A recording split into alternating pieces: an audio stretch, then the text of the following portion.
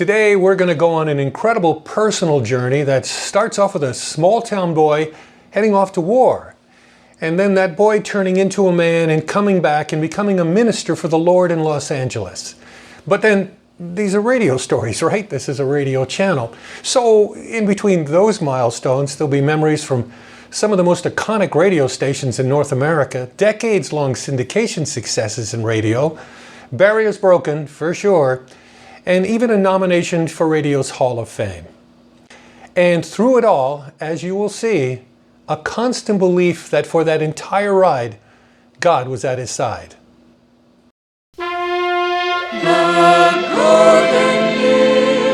Walt Baby Love.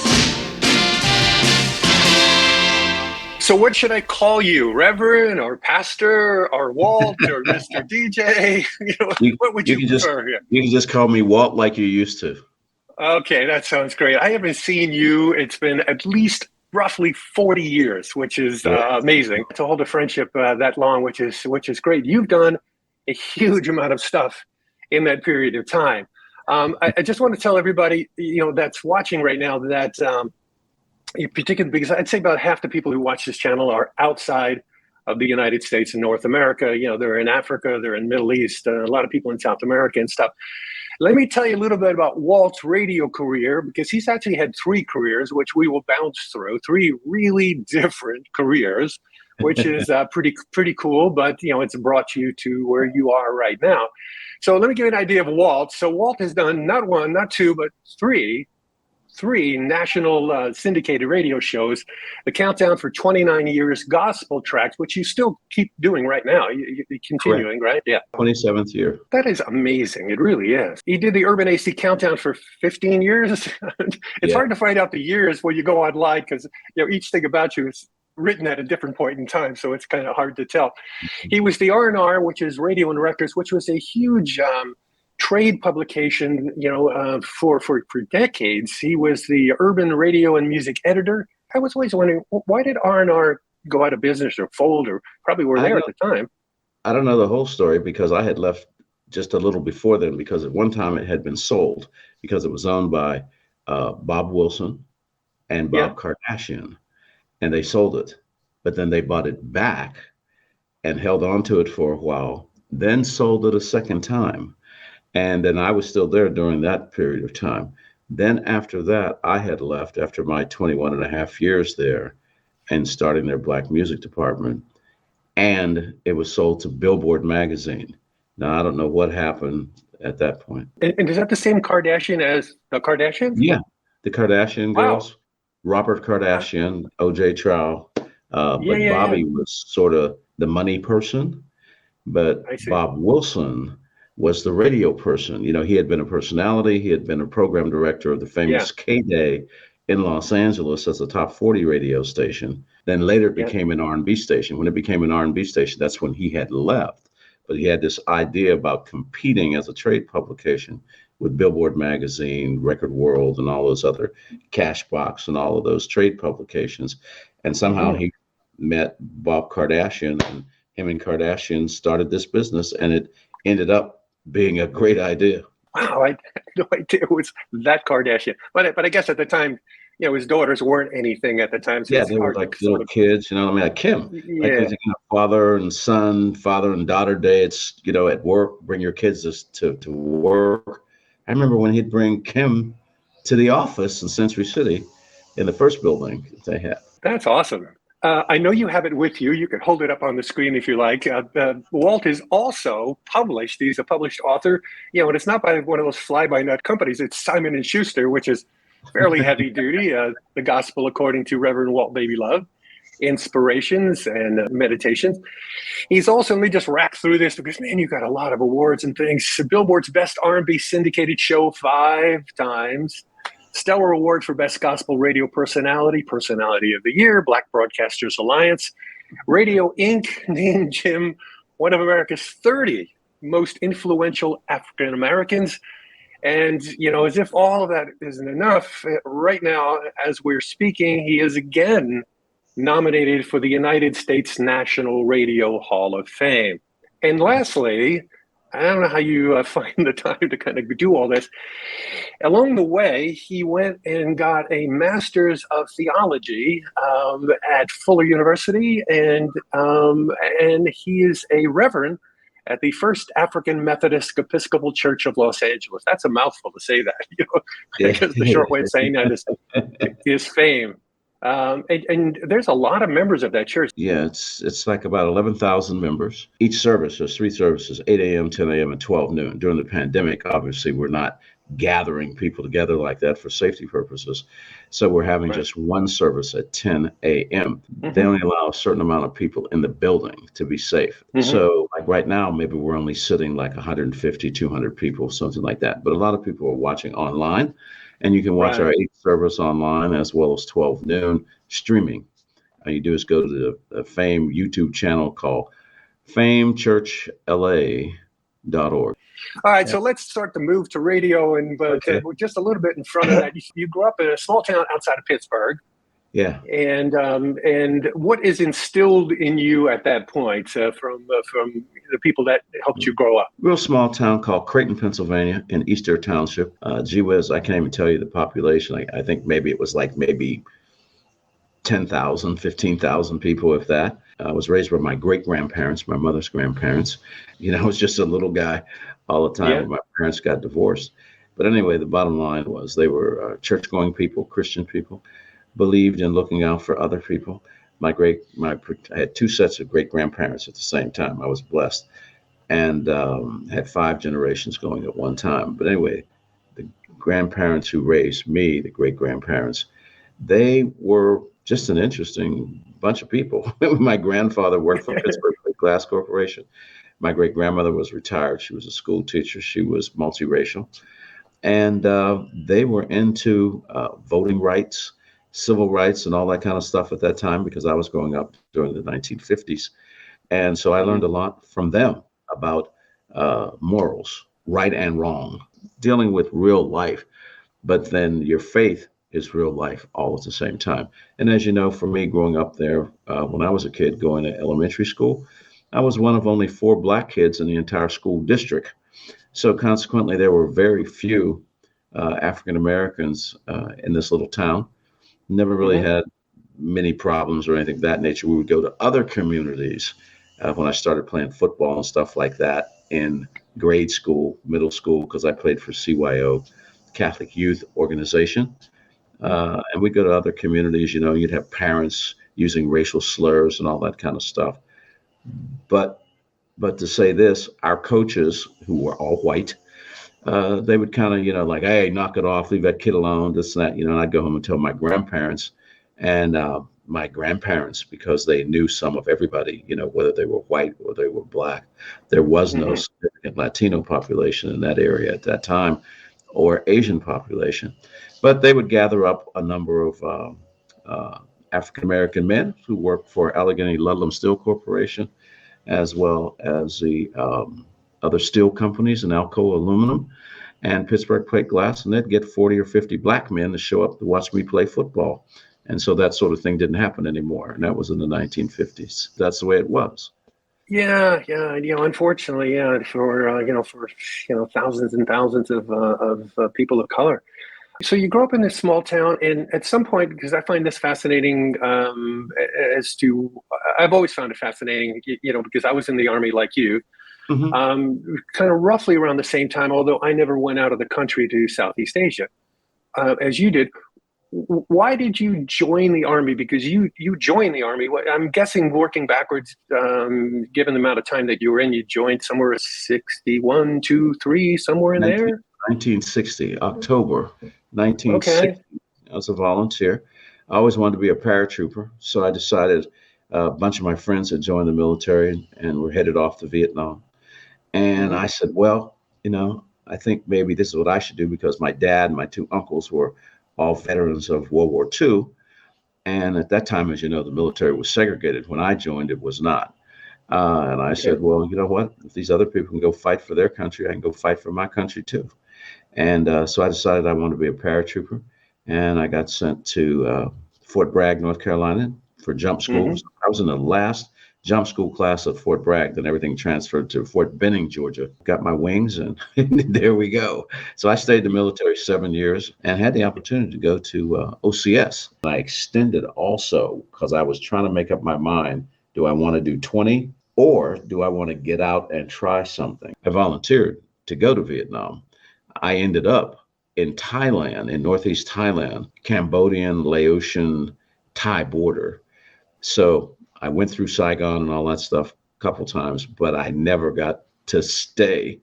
The unit I was in was 9th Logistical Command B in Northeast Thailand. You're in the airborne unit. You've learned how to jump out of airplanes. I noticed that you wear that little thing on a lot of your suits and some of the pictures. You have the wings thing. I guess 2 parachutes.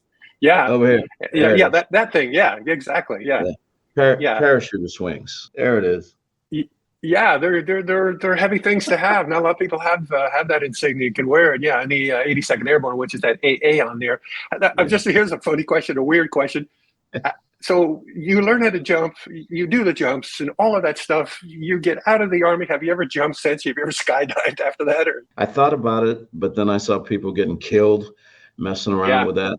And I'm like, let me just stick to military jumping and let it go at that. Did you work with Jim O'Brien at CKLW? Was he there when you were there? No, I didn't, but you tell me. Same guy. He was Jim O'Brien on ORfm. The only reason I bring him up because he ended up being a huge star at WFIL in Philadelphia. And then he moved over to TV and he was an avid skydiver. And I think it was his birthday, one of the years they were out and they were filming him for the television thing because he was a weather guy and his chute didn't open.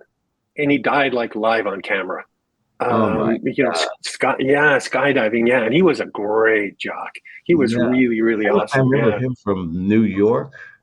Mm-hmm. I remember him from New York, but I don't remember him at CK. It's funny, just to jump to a side, you probably don't know this, but you are a huge piece of my career because I don't know if I would be, doing this or have any kind of a career the way I had if it weren't for you because I kept following you. You were at CKLW and, when you left, I took your place there. That's how I got hired. If there was no opening, I don't know what would have happened. Same thing, you're in New York City and you go to, you're going out to LA and, and I get hired to go to New York. I kept following you for a couple of places, which, look great on the resume. So let's go back. You're in the Army and how do you make a transition from the Army thinking about doing 20 years, all of a sudden you move into radio? Right. Because I, really had no interest in being in radio. Never thought that was what I was going to do. And I had a high school friend didn't grow up in the community I grew up in. He grew up in a larger community closer to Pittsburgh. Anyway, his dad was like a part-time radio personality, and he always wanted to do that. And he went in the Army also, like myself. But then he got out and he actually got a job in the radio business back in Pittsburgh. Then later got hired to go to New York City, ended up over there. I'm in the Army, and he asked me to come visit him in New York. Long story short, I went to New York just for like 2 days. I mean, I'd never been to New York City or anything. And I went to see him, saw him on the radio, and he introduced me to the famous Chuck Leonard, who happened to be the first and only African-American talent at the famous WABC. I mean, the premier top 40 radio station of the 1960s and 70s in New York City or in America. And Chuck was there. And I met him. And he took me to WABC just to see the building and all that stuff inside. Mm-hmm. And he introduced me to the famous Rick Sklar, not knowing now that I'd become a radio personality myself later. And this man loved my talent. But anyway, so I'm over there watching them and I'm like, you guys get paid to do this? And they're like, yeah. And I was like, wow, that's interesting. So I went on about my business back to Bragg, re-enlist and all of that, Then I go overseas and I come back. And when I come back, I get sent to Gannon University in Erie, Pennsylvania. And I'm there on the ROTC staff. And while I'm there, as I mentioned to you in another conversation, I had 2 students because they demanded that freshmen and sophomores be in the ROTC program to learn discipline, so on and so forth. And 2 kids came to me and they said, hey, Sarge, by then I'm a sergeant. And they said to me, hey, Sarge, we're having trouble with our classes. Could you tutor us? And I said, sure. I said, when do you have some time? They said, we have after school jobs. I said, what do you do? They said, we're on the radio. I said, what do you mean you're on the radio? So we're disc jockeys, as they called it. And the rest of the world calls us presenters. But anyway, so I said, well, I'll tell you what, I'll make time. I could do that. I said, but I want something from you. They said, what do you want? I said, can I come and watch you? I said, I'm just curious. I'd like to see kind of how this works. I've watched some other people, but it was different. So they said, okay. So then I watched them, as you know, and I kept saying to myself, maybe I could do that. And then one of the kids said to me, how would you like to make a tape? I said, okay. And he took me in a production studio. He got permission to do that. And we made a little tape of my voice. And then he played it for some other people at the station. The owner / general manager also, this Arthur Arkalian I mentioned to you at WWYN, and played it for him. And he said, I'd like to talk to you. And he said, how would you like to have a part-time job here? I was like, oh, no, I couldn't do that. I'm on active duty. And if I did do that, I'd have to get permission from my colonel, my commanding officer, to be allowed to do such a thing. And I said, you think I could actually do that? They said, oh, yeah, we like the way you sound. I told the colonel, took the tape, let him hear it. And he said, yeah, go up there and do it if you want. You can do it after hours. And that's how I messed around and stumbled into radio. Wow. Because a lot of people sometimes get into things, in odd ways, into radio, people that I've met along the way. And, maybe sometimes maybe that's the better way to get in, because you don't have any preconceived anything and, you don't freak out and stuff. Could I just say this real quick? Absolutely. I mentioned this to you, which my grandmother, my great grandmother, is responsible for all of this, meaning her prayers and things of that nature. But she used to say to me, she said, son, speak the King's English. She said, if you speak the King's English, she said, it'll take you a long way. Well, I had no idea, just being articulate, not having any regional dialect, not having any ethnic sound to my voice, could actually give me a career. But she was into, reading. She'd make me read out loud. And I would, first she'd make me read out loud from the Bible, but then she'd have me read out loud from the Pittsburgh Post-Gazette or the Pittsburgh Press newspaper, news stories. And so that's how I got into reading out loud confidently. But I thought I'd just throw that out there. Wow, your grandmother's was pretty astute, especially back then. You remember the magazine called Broadcasting Magazine? For sure, yeah. And all these people at the radio station would read it, and I'd say, "What's that thing?" They say, "Oh, that's Broadcasting Magazine, and it tells you about engineering things, technology, but about talent, whether it was music talent or news people, that sort of thing." And they said, and there's classifieds in the magazine for individuals to try to fill positions. I said, oh, really? Yep. Can I read that? They said, oh, yeah, here's a couple of old copies. You could have them. So I started reading them, and I'm thinking, what would happen if I applied for a couple of these jobs? I wonder if anybody would think I'm any good. So I told Pat, would you help me do this? Maybe we can make some copies and tapes, and I'll send them out just to see what happens. Yeah. So I did. And I included a picture of myself in uniform, right? Because I wasn't thinking about civilian clothes, right? So I'm thinking, what the heck? Right. So we sent out about 25 or 30 of these things, right, all around the country, right, just to see what's going to happen. Now, didn't we all? I still got a year and a half to go on active duty, right? But anyway, I just want to see what happened.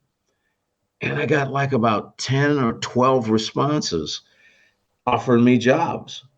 Wow. And I was like, wow, this is crazy.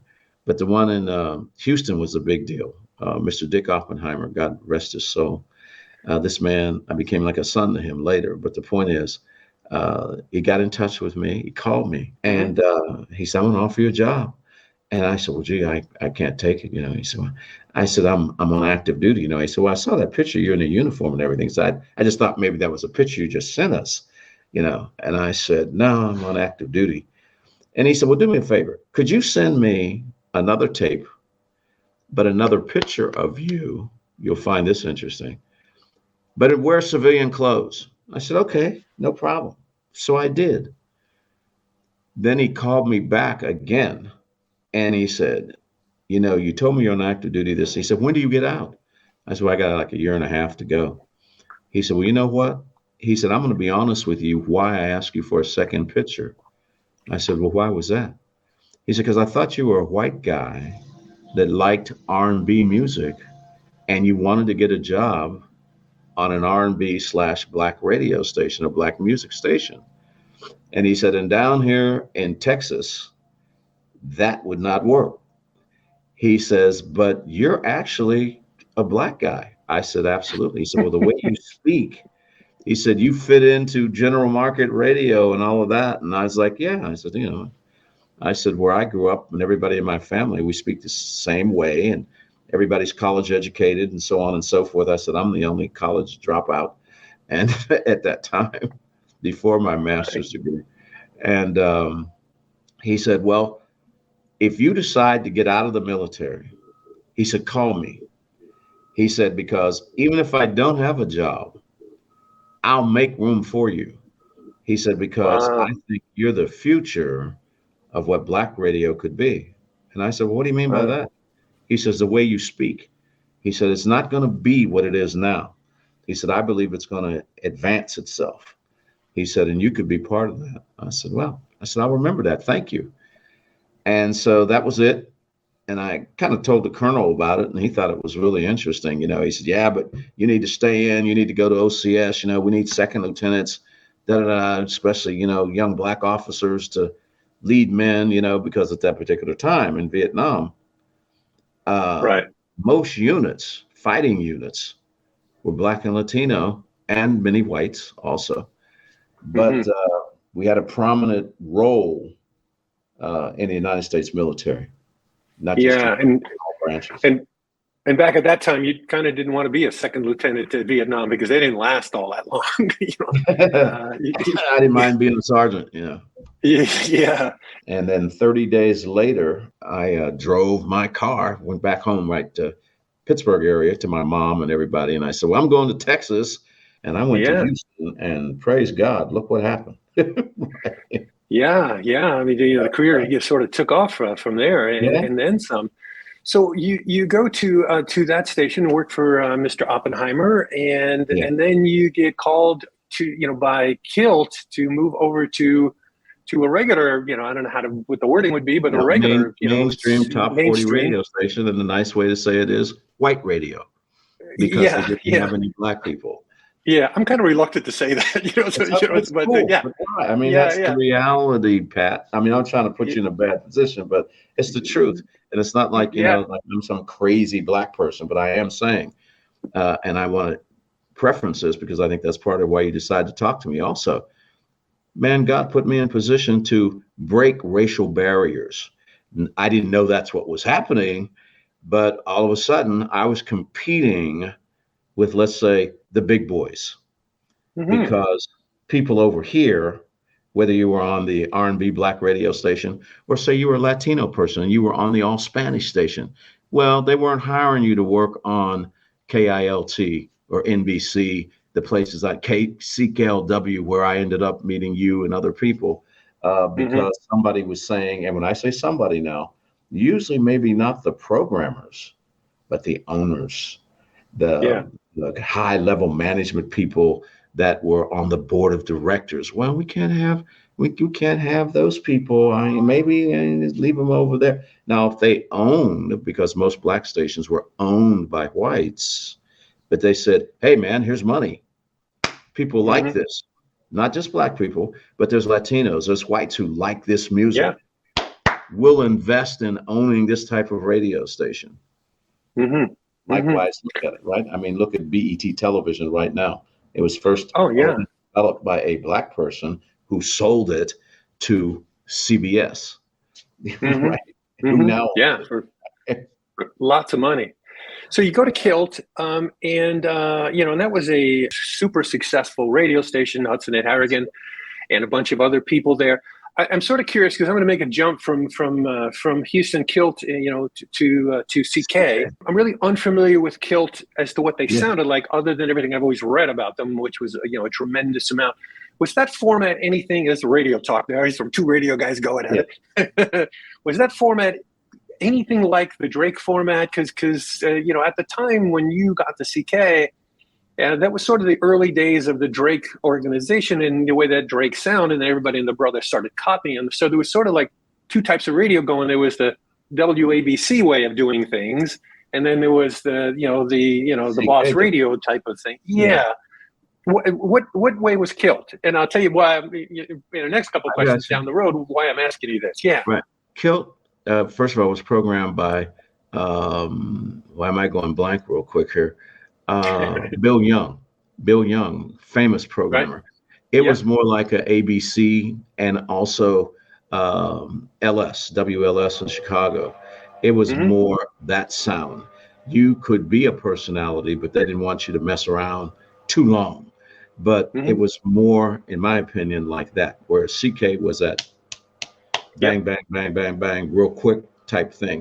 And as you know, to become a personality in that, you had to learn how to negotiate not only the music, but what it was you were going to say that was going to be effective. Then they would leave you alone.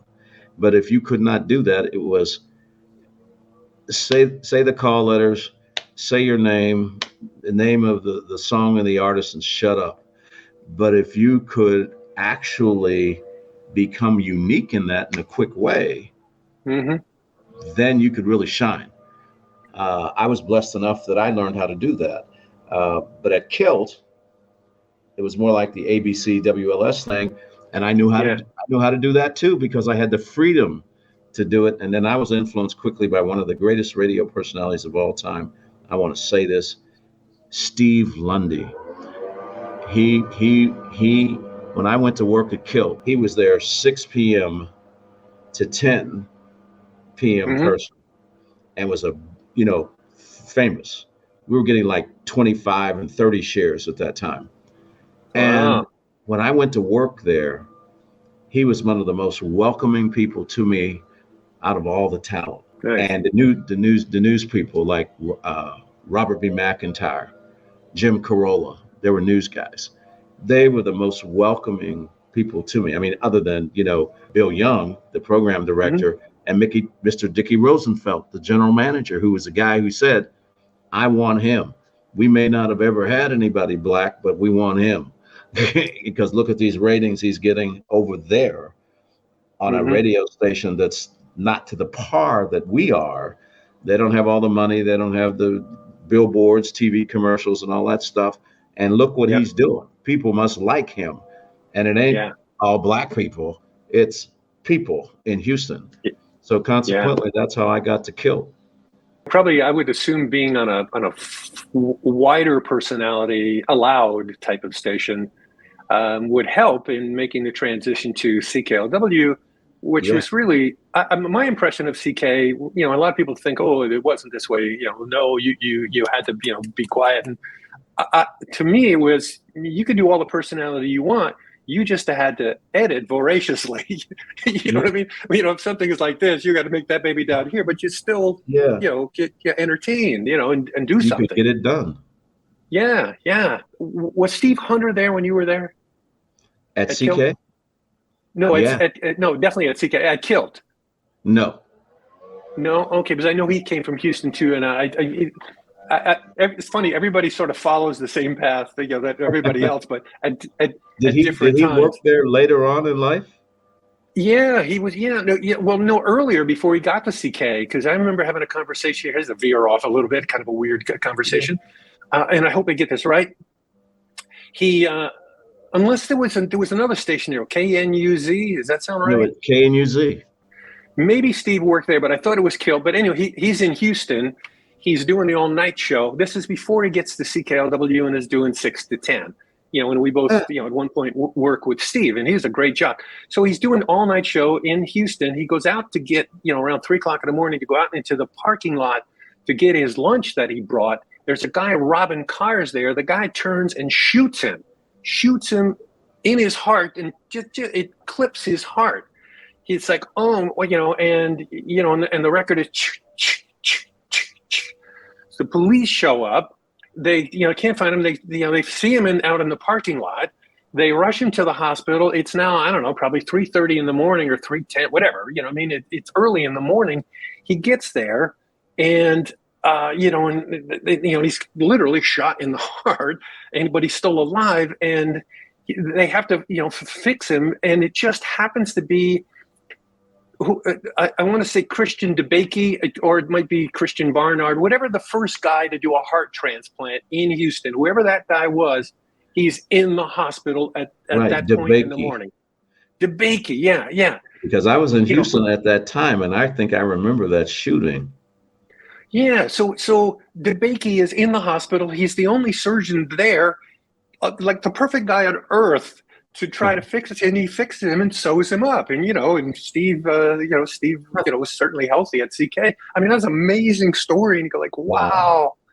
Yeah. So, anyways, sorry to veer off. It's just because if I'm not mistaken, that happened to be like 1968, because I had just got into radio, and I was still on KYOK, the R&B station, and I seem like I remember that news story about that happening. So, how do you get to CK? How do you get to CKLW? When's that call come, or how's that work out? Because that would be a life changer.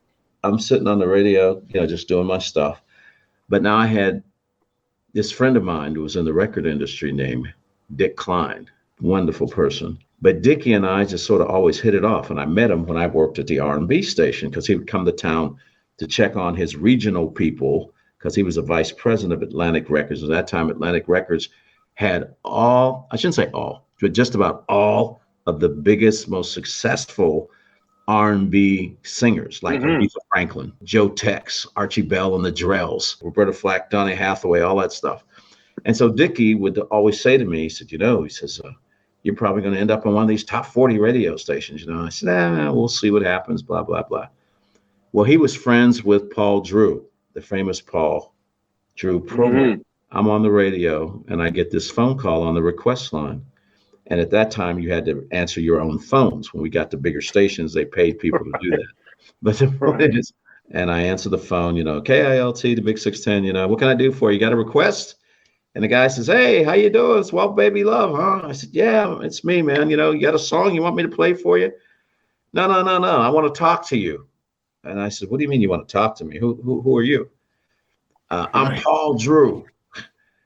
I said, you're who? He says, I'm Paul Drew. I said, wait a minute. I said, you can't be the famous Paul Drew. Get off my phone, man. I can't be messing around. I hung up. So then later on, the guy calls back. The same thing. And I'm like, look, I don't, it's a radio business. I know people prank people. They didn't use that term back then. I said, you're just trying to fool me. I'm sure you're not. But look, I want to talk to you about a job. I want to go to CKLW in Canada. I said, yeah. Hung up. The next morning, I get a phone call from New York City from Dick Klein. He says, you got a job offer last night? I was like, what are you talking about? He's telling me. He says, you hung up on the man who could hire you. I said, oh my God, I messed up. He says, well, wait a minute. He said, he called me to tell me. He said, and he laughed about it. He said, but he really wants to talk to you. He's been listening to tapes of you, came to Houston to hear you so that you would know he was even around, but they want to hire you. And in that whole company, there's never been a black talent, and he's interested in you. Long story short, Paul calls and I say hello, and I apologize. I'm so sorry, Mr. Drew. He thought it was funny, his humor. And he's like, he probably got that a lot, probably, from John. It's okay. It's all right. He says, but listen, we like you. We'd like to have you come and be with us. Spam. Forgive me. I forgot to turn off my phone. Oh, yeah. And he says, do you think you'd like to come here? I said, I love this radio station and everything. I said, but I don't know. I'm pretty happy here in Houston. People are treating me really well. And I said, so I don't want to, these people, they had the Houston Chronicle and the Houston Post take pictures of me signing my contract with Dickie Rosenfeld and Bill Young standing beside me. KILT hires their first black radio talent. It was a big deal. because for sure. yeah, I mean, just remember the Voting Rights Act. You probably don't know this, not trying to offend you or anybody else, but the No, it's Voting okay. Rights Act in the United States for Black people to be able to, quote, vote without being turned away was 1965. So I'm at Kilt, and we're talking about 1969. Mm-hmm. There were certain restaurants in Houston because like Lundy was like the big talent there besides Hudson and Harrigan, the mornings guys. But those two got the Hudson and Harrigan, but Steve Lundy, the guy that influenced me, because I used to listen to him when I get off the radio on my R&B show. And I was like, I want to sound like that guy. I can't do him, his beautiful voice and all of that, but the way he structures things, his timing, his uniqueness. When he got ready to play, say, for example, a Temptation song, well, you could tell the difference between Steve and say all of the other talent that was on Kilt, meaning Steve was into R&B music. He was a white guy from Tyler, Texas. But if you talk to him, he was like, yeah, buddy, let me tell you about things. But when he got on the radio, he didn't have that Texas twang. But he could tell you all about B.B. King. He could tell you about Otis Redding. He could tell you about the Temptations. He could tell you about Marvin Gaye because he was into it. And so when I went to the station, he became my mentor. Like I said, man, you know, I've been listening to you. You do this, you do that, you do it this way. I watch you. You said the other night, you said blah, blah, blah, blah, blah about the Rolling Stones. And he said, wow, you listen to me. I said, I said, every day when I get off the radio at 6 and I get in my car, I put you on. And he was like, wow. So he took a liking to me. I'm telling you that to say this. He and his wife, Jan, they'd say, well, look, let's go out to dinner. And they'd take me to restaurants where Blacks hadn't been going to eat. He'd drive up in his beautiful car and say, hey, Mr. Lundy, we'll park your car. So I'd say, yeah, here's my friend. You know who this guy is? This is Walt Baby Love. He's the guy that follows me on the radio now. And they'd go like, because at that time, they just started doing billboards and stuff like that with my picture on it. And they're going like, oh my God, if they hadn't seen the newspaper article. But the point I'm just trying to make to you, Steve and his lovely wife, Jan, take us places that usually Blacks didn't walk into. You know, be welcomed. You know, I mean, nobody would be hostile, but people would kind of go like, oh, that kind of thing. It was funny to me. Good for him. Wow.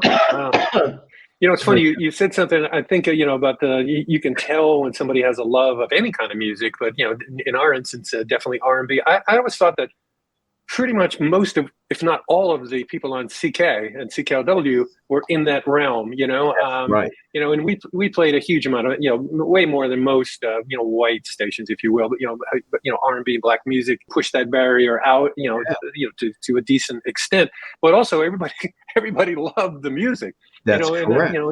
And you could hear it and would know everything about it, and everybody knows Edwin Starr's War, but not a whole lot of people know SOS Stopper on Sight. That's correct. You kind of had to be there to be a whole part of that thing. So I mean, if you're a jock right now watching this and you're kind of sort of starting out and stuff, passion has a huge amount to do with how you sound on the air and how good you can be. It's true. So let me jump back now. So when you get to CK, there's board operators. Did you run your own board at Kilt? Yes. I had never had board operators, but I saw what it looked like when I visited Chuck Leonard at ABC in New York. Right. Every place else I had ever been, you had to run your own board, play your own, they had records at that time, 45 albums, that sort of thing. But I knew that CK had board ops because I asked questions of other people, would tell me about it. And Steve, he would always say, yeah, man, we get to the big time. He says, he would say about him and I, he said, man, when we make it to the big time, because in his head, Houston, because he was just growing at that time, it wasn't the large city it is now. And he said, we get to the big time. They have people who do that. All you do is talk because you're part of the union. After the American Federation of Radio and Television Artists and Screen Actors Guild didn't exist in Texas. They didn't want unions. So when I got to CK and I found board ops, I was like, oh, I could do that. I Yeah. just have to learn to coordinate with these people, and you had to learn to do it. I thought the ops, at least for me, and maybe you too, and maybe everybody, I thought they made the transition a lot easier because CK had, the format had an enormous amount of rules that you Yeah. had to hold in your head. And if you were trying to do that and grab carts or queue up, 45s and take care of everything else, I mean, you'd probably be like, so, it was great to have ops. So, uh, you show up at CK. Paul Drew is the PD.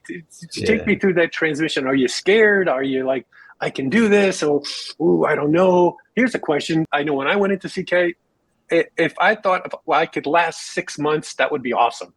Because the turnover was massive. At that point, it was like, hey, I got a new job. Boom, I'm out of here. Yeah. So what to bounce through all of those? What Okay. was running through your head? Well, for me, it was kind of like, wow, my dream radio station, having heard it when I was in the military up there in Erie. And like, if I'm going to be in this, man, that's where I want to be. And so I had that, killer paratrooper, Creighton, Pennsylvania, out on the farm kind of thing. I'm not failing. I'm doing this. And then, I signed a contract. So they're going to pay me. If they want to get rid of me, they got to pay me. So, but more importantly, I'm going to prove I belong here and I'm going to show them I belong here. So, was I scared? Was I nervous? I was nervous, but I wasn't scared. So, I think there's a big difference. Yep. And because I used to hear that Drew was like, this, killer kind of person, sort of meaning demanding. And he was. Yeah. But I think he was fair. You follow what I'm saying? Yeah. And Totally fine. Yeah. because of being in the military, like you said, you have been, but me being in an infantry unit and a special ops unit, well, you had to learn discipline and you couldn't have thick, thin skin. So for me, it was kind of like, hey, tell me. So I was nervous.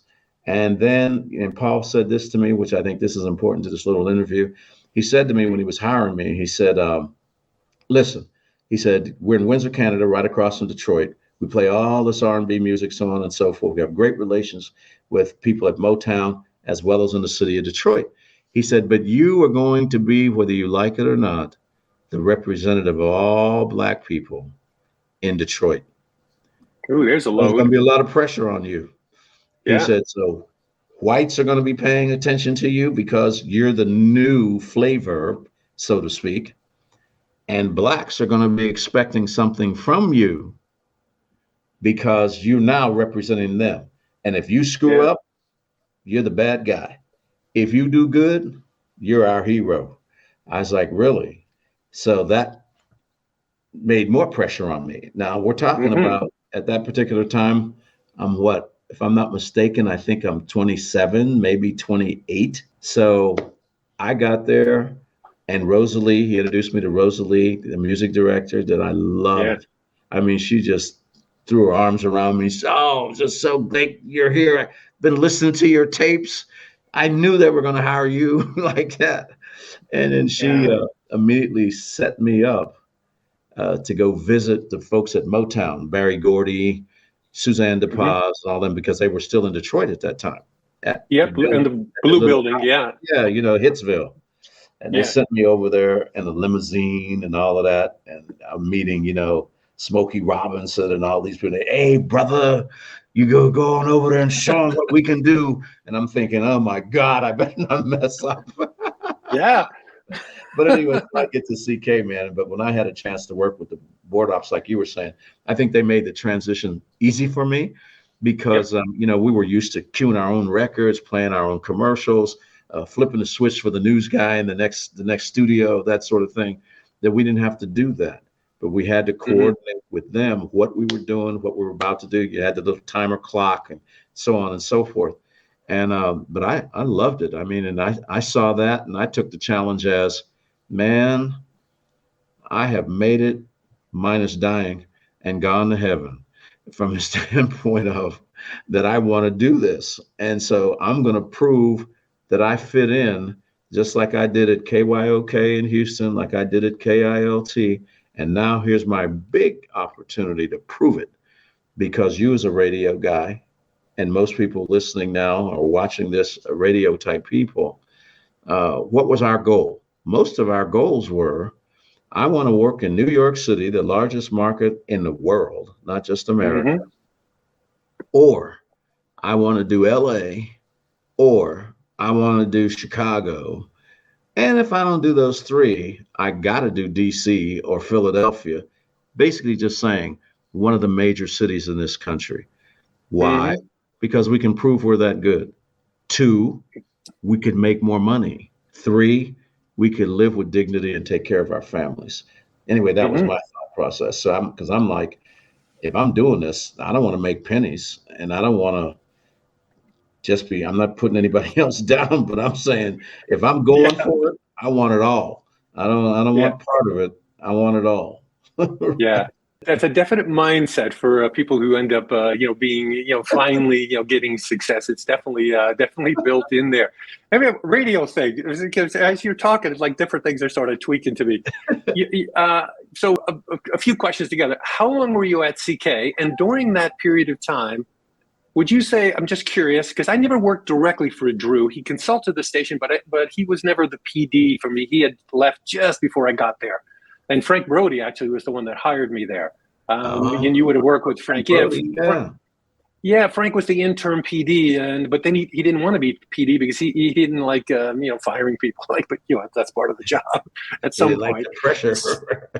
Right? Yeah, he liked being a jock. So anyway, for the time that you were there working for Drew, because he was definitely a taskmaster, master. But then again, everybody is who really wants to be successful. You kind of need to have it your way. How many air checks would you say he did with you over that period of time versus how many of the bat calls? The bat calls where you're in the control room, the phone starts to ring. There's like a overhead Arby's light. Light goes off and it's hot. Like what they warm the meat in an Arby's, for, and it's in your face. When you got to answer the phone, and somebody's saying whatever. Did you get a lot of air checks, or was more bat calls, or 50-50 or whatever? What would you say? I got like, because first of all, I was only there about 6 months. I think I was really? 6 months, maybe 7 months, because remember the whole sale thing was taking place. About Canadian content, but the Canadian government not wanting people from other countries, foreigners, to own stations, radio and television stations in the country. And so RKO was getting ready to sell. Paul at that time, as you know, had moved from CK to San Francisco and KFRC, was on his way moving to like controlling the whole routine as programming, right? And so anyway, but he had said to me when he first hired me, he said, now just remember, he said, if you listen to me, if you do what I tell you, if you trust your career with me, he said, I'll see to it that you become successful. He said, and as I move up, I'll see to it you move up. He said, because we're rare commodities, him, as he said, being Jewish, me, quote, being black. And but back to the bat call kind of thing. So when I first started, he always trains you starting on that midnight thing, and he'd maybe have to work till 3 a.m, something like that, to see how you were going to do before he put you right out there with the whole public. And I'd be going along, and I'd see that thing light up, and my board op would say, oh, there's the bat phone, right? And I was like, well, let's see if he's going to tell me off or if I did well. And I go, hello, how you doing? Right? Act like nothing was awesome. He might say to me, well, you're doing pretty good, but you didn't do this, you didn't do that, but you did this well. But now the next time, I want you to do this. Try that. Goodbye. And he'd hang up, right? And so maybe 35 minutes would go by that I was doing pretty good. Then maybe something went wrong again. Then I get that. But I mean, he never really yelled or screamed at me. But I mean, you could tell, whatever. But also what I liked was, let's say I did something unique. I said something unique. He'd say, wow, I really liked that. Keep on. Talk to you later. Wow, that's cool. Very cool. And Yeah, so, yeah. when I was, all of the whole sale thing went down, and they said, and he called me and he told me about this, then the general manager, I can't think of that gentleman's name. Who was the general manager? Do you remember? Well, yeah, well, when I got there, the GM was his name was Fred Sorrell, but I don't know if he was that when you were there. Although I would probably think so, because I showed up, only weeks after after you left. So then when they told me, like, you got to go to New York, and I'm like, what do you mean I got to go to New York? I just got here. I don't want to go anywhere. I'm happy. Mm-hmm. They said, well, you don't have to, but everything's going to be sold. So you'll be working for a different company, but everything will work the same. You get paid the same kind of money, opportunities. We love you. The audience obviously loves you over here, both in Canada and in the United States. And then I said, oh, wow, okay. So then Paul said, well, I think you can do what you want, but I'd like you to go to New York. So, okay. So I go to New York, as you know. And so I was only at CK, I guess, about 6 months, I want to say, maybe 7. Well, during that time, when I started doing radio full time, I took a job in Albany, and I'm working 6 to 10. And then I got hired away at WPOP in Hartford, also working 6 to 10. And CK at night came into those, into Albany and into Hartford, all of the East Coast. It was like it was a local radio station. It was booming in at night. And you're the one that I would listen to, From just 9 like to midnight. the Lundy guy, when you got off at, KYOK, you were my Lundy indirectly, because I'd get off, in Albany, and, turn on CK and drive home, and I'm listening to you, same thing in Hartford. And then all of a sudden, you're leaving, and then I'm the one to go take you places. I was like, okay, that's really weird, but cool. It's funny how things get intertwined. It's wild. So, okay, next up, New York City, ORfm. Probably at the time, to people who are watching right now, ORfm was WORfm, what everybody called it there, ORfm. 98.7 stereo. The jungle. 1440 Broadway. Yeah, I was just about to say that. Yeah.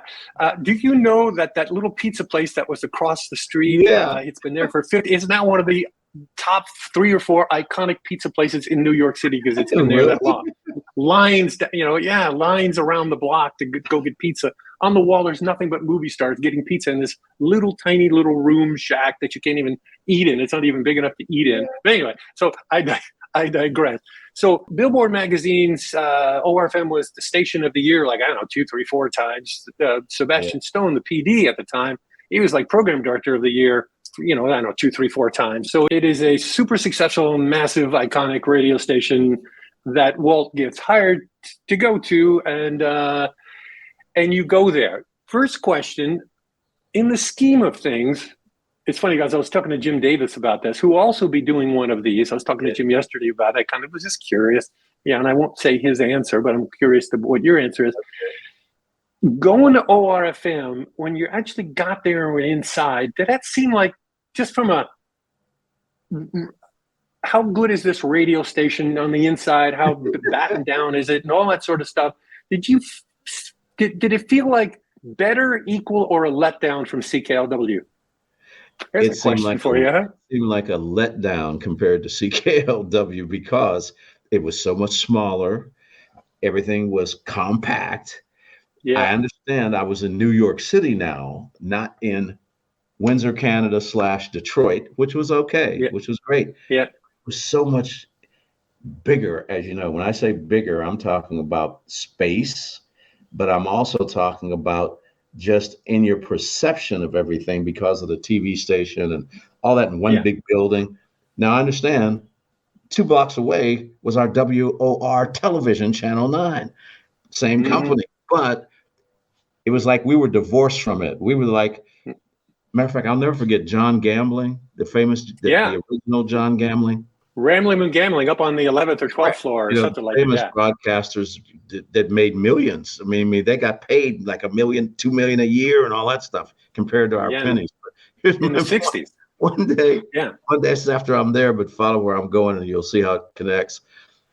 Yeah. They have me come in for Jimmy King, the morning guy who had gotten sick. And they said, we need you to come and do Jimmy King's show for a few days.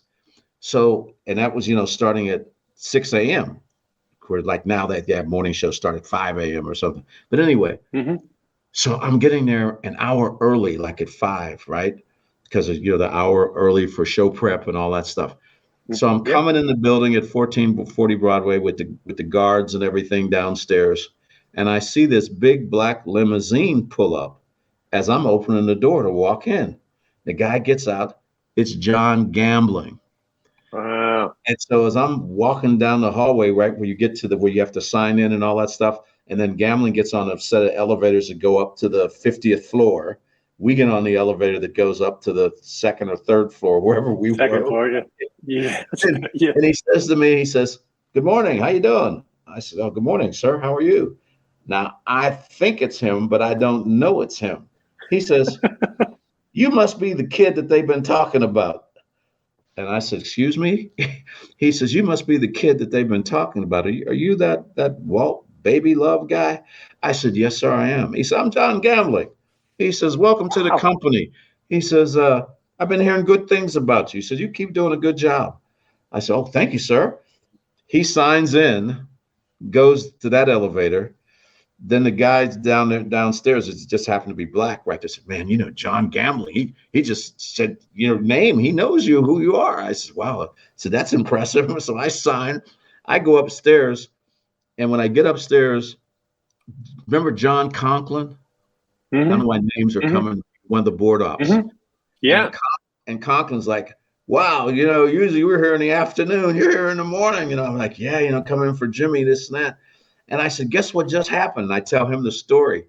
And they're all laughing. The news guys, everything. "God, you met John Gambling?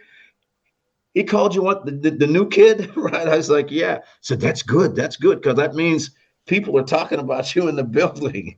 Right? Yeah. But I'll never forget that experience because I had heard of him. I had read about him, but he was very gracious.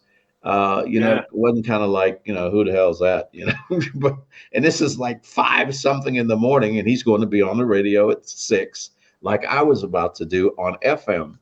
But the famous, iconic John Gambling, so it blew me away.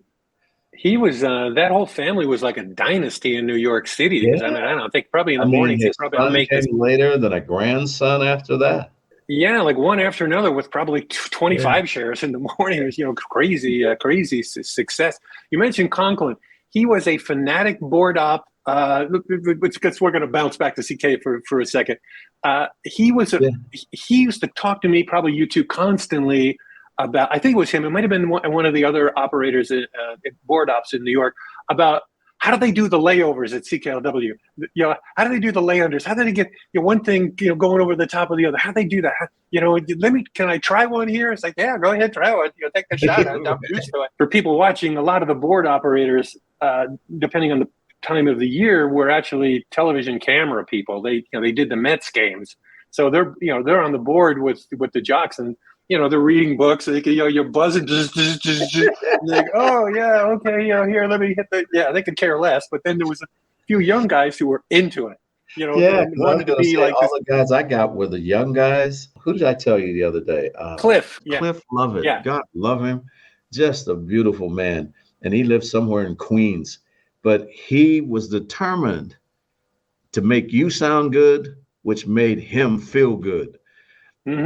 But see, I would mention my board ops, and I used to do all these kinds of things, and which was kind of different compared to the other guys when I got there. And so the board ops, I'm sure had their favorites of us talent, who they liked to work with or they didn't like to work with. Yeah. And if they got to know you and liked you, they would tell you things, right? And but I was blessed, man. I seemed to always end up with the guys who were really into it, as you said. And they had something, they're like, "Hey, in your rotations, this, that, and the other thing, when's this song coming up? I want to play that song." And I'd say, "Well, it's coming up at this point, we'll do it there. Or guess what? I'll slip it in over here or that, because we can move it around or something." I think both of us probably got an appreciation for that, or anybody that went through CKLW at that time. It wasn't like you're doing a show and there's just somebody else in there operating it. They were an integral part of the show. Absolutely. They're like probably a good third of why you sounded good. Absolutely. and you knew it. So therefore, huge appreciation for what they did, because I mean, having, all of us at some point, you run your own board and you go like, that's hard what they're doing. Sometimes I'd come in and say, I brought you food, or hey, when we get off, let's go here or let's go there. I'm buying. My grandmother taught me, show people you appreciate them, because you just said it earlier. About 1/3 of our show probably was them. It made us sound good, because if they screwed up, we screwed up, right? Yeah. I try to let folks know how much I appreciate them, because none of us can do anything by ourselves. We need other people to help us do what we do. Yeah. You reminded me of during this that because we jumped to New York, and I want to go back to CK for a second. Not that this is all about CKLW, although a lot of the reason why everybody is on, everybody I'm getting is people who are on CKLW. It's a coincidence that we are also on ORfm in New York, different times, but same station. Because I'm trying to make these things a history, people on the air and off the air. Like I'll probably end up talking to somebody like Bob Lusk, who was one of the board ops there. Right. It's funny. One of my closest lifelong friends turned out to be Frank Lee, who was there when you were there. Frank was full on, one of my super close friends my entire, rest of my life, until he died, maybe 4 or 5 years ago. But anyway, did you ever hang out in the music library with Rosalie? Well, with Frank too, but with Rosalie, because we sort of skipped over Rosalie, because I mean she was a huge a huge force in that station of fun and friendliness and craziness and learning the business. If Rosalie loved you, you probably had a job for as long as you wanted it. And if she didn't care for you, you didn't. She wasn't ahead of the programming, but they trusted her opinion.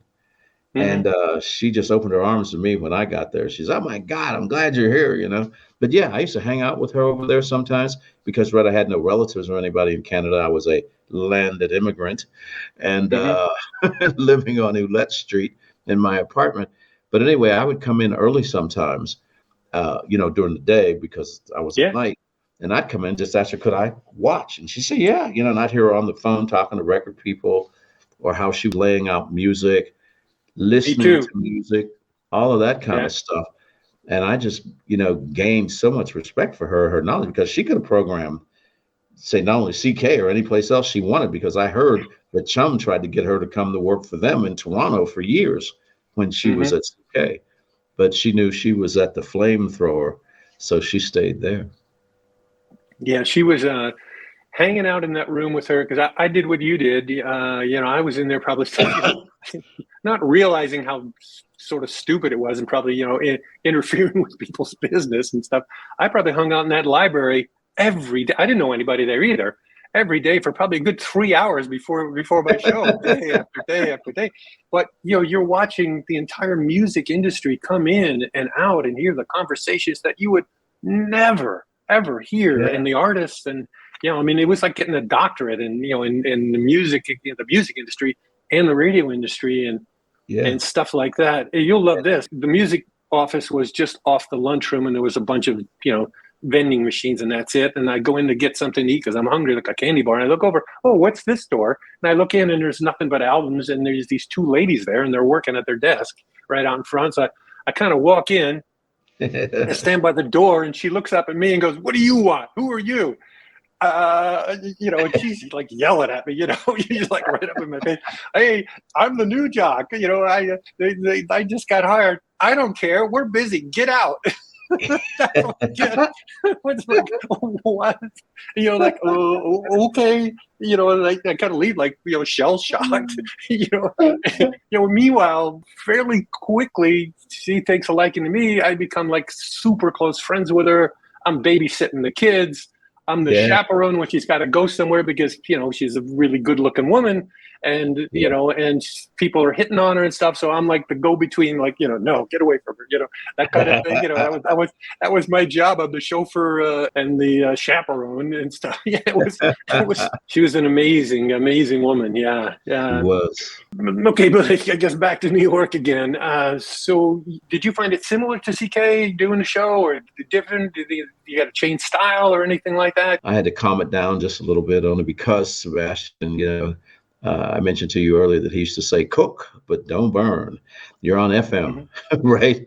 And I used to say, yeah, but we're playing the same music. You know, we're still talking about the Rolling Stones. We're talking about Elton John. We're talking about the Beatles. You know, we're talking about the Temps. We're talking about the Four Tops or whoever we're talking about. And he'd say, yeah, but I want you to cook, but I don't want you to burn. And I'd say, okay. What CK kind of just let it all hang out. And at WOR, I had to sort of pull it back a little bit. But then as he saw my numbers increasing, you know, ratings, audience, and then he kind of figured out, like, yeah, he's a little different than the rest of my other guys. So I'm gonna leave him alone. Same question. And I'm doing this because, you know, the overall course that I do that this is going to be a part of is for new PDs and young PDs. And sometimes I have to kind of, you know, go back and go, well, this is the way it was with some pretty iconic people who were really, you know, exceptionally good. How many air checks would you say that, how frequent, maybe that's a better way to put it, how frequent were the air checks that you would get when you were in New York? Obviously, you said you didn't get very many. In CK because it was a short period of time. Do you remember you get one a month, one a week, you know, once in a blue moon? I'd say with Sebastian, say like the first year, I would say one every other week. Then when I got, you know, I was there close to 5 years, but then it became like maybe once a month or something like that. You know, he might just sit down and talk with you about something like, boy, you did this, such and that. I really like that, you know, do more of that.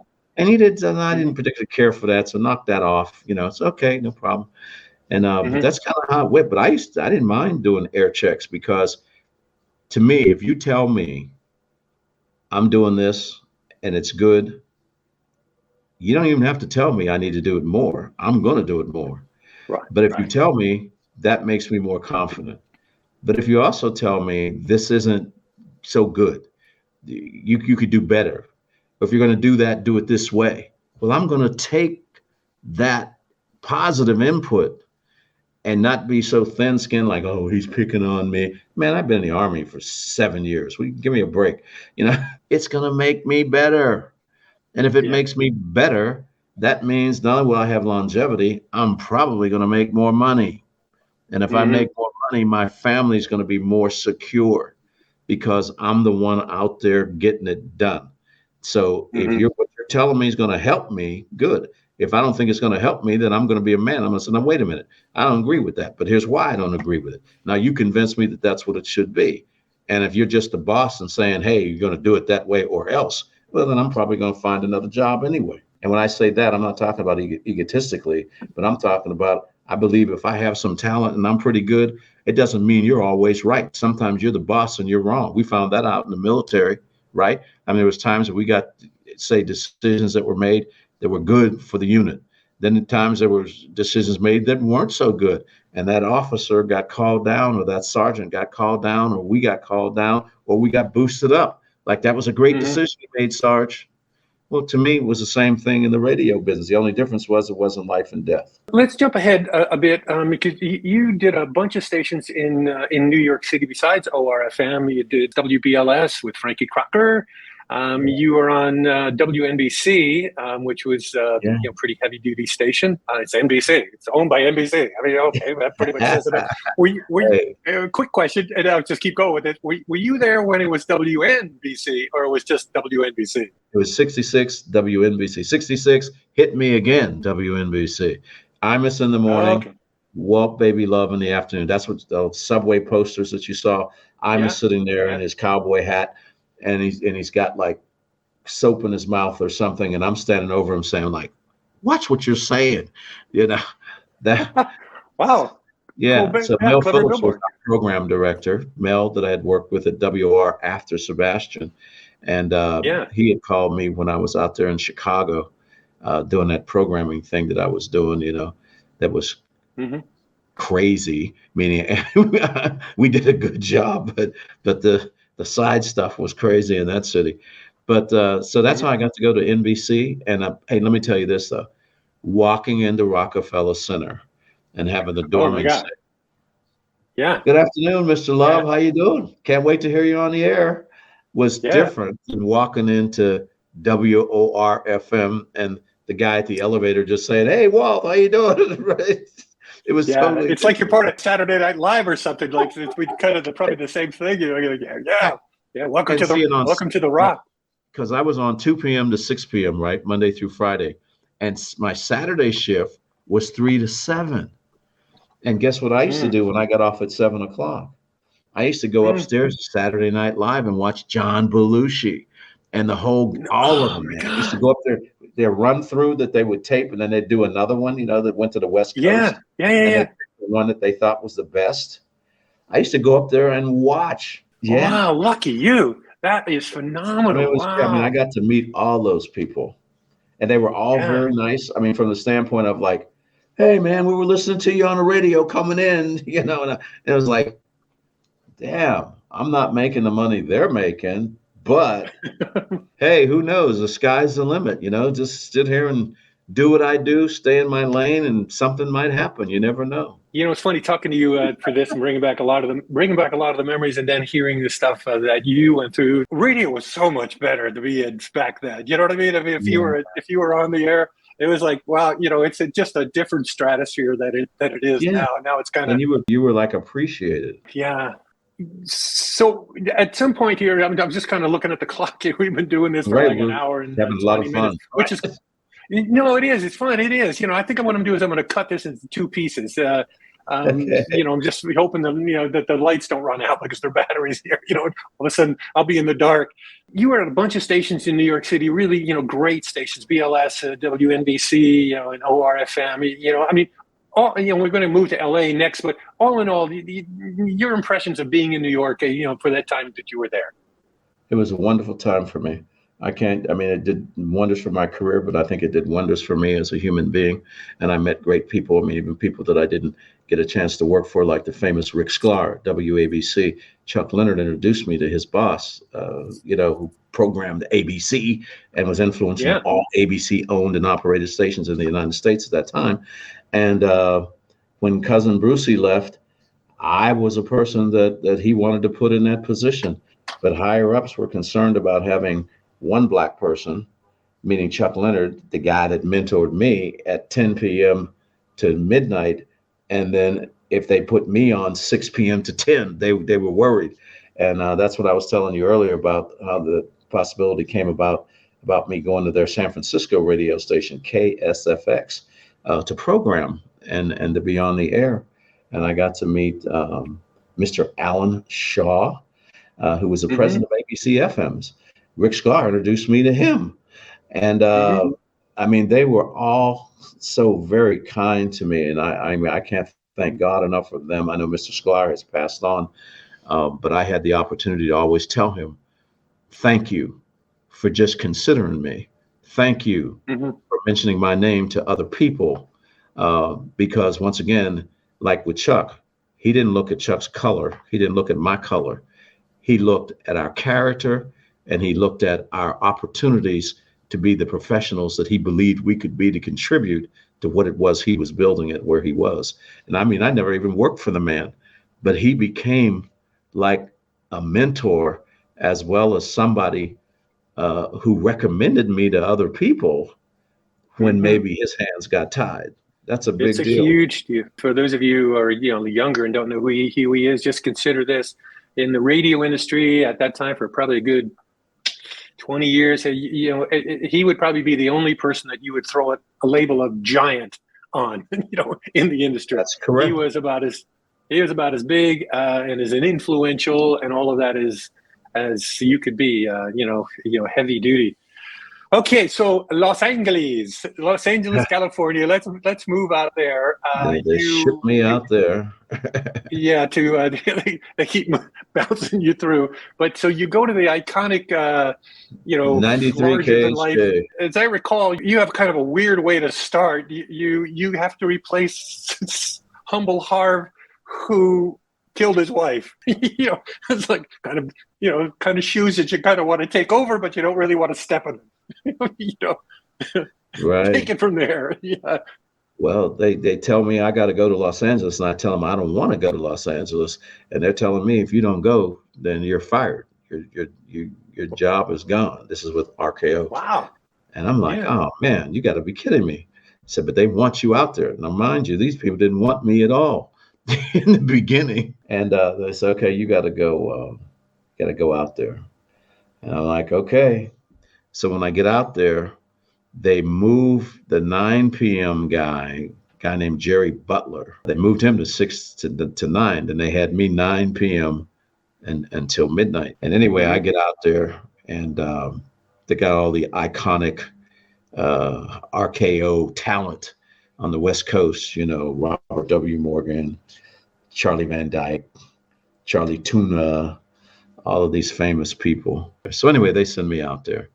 They don't know what to do with me, really, right? I mean, I've proven myself at CK and in New York.